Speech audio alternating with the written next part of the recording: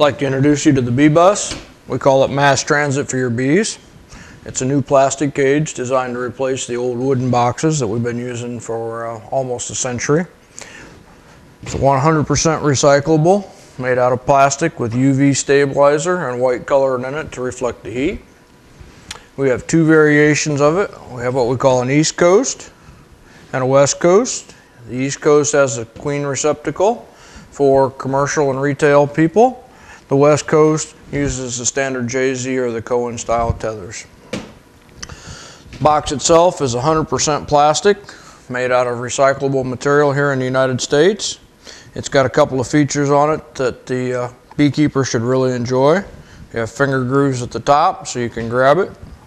The mesh itself is sting proof for shipping and for your customers. You won't get stung through the mesh anymore. Trying to put an end to beekeeper's thumb. Anybody who's shaking a lot of packages knows exactly what I'm talking about, how tender that thumb gets by the end of the day. The package itself is consistent weight, much better than the wood, weighs in at 1.2 pounds.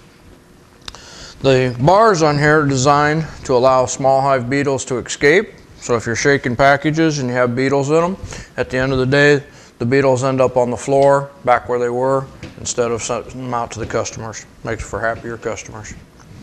As I mentioned, we have two styles for queen cages.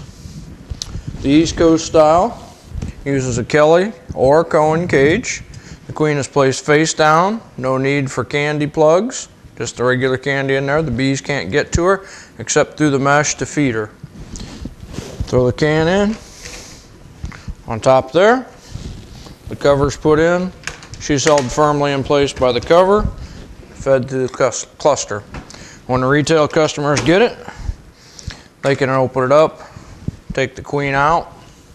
No bees flying around. That allows them to put the queen in the cage without bees flying around. Then of course they can do the traditional shake them out or just let them crawl out on their own. The West Coast style is much the same. Both of them have a small groove here in the finger groove for the can. That's designed for the JZ tethers or the tethers for the Cohen style cage. Simply hang the cage in like that. Throw your queen or feed can in just like you did before. And again, covers are optional. Covers are designed for a UPS label. The box itself has 100% mesh all the way around. Allow the maximum airflow.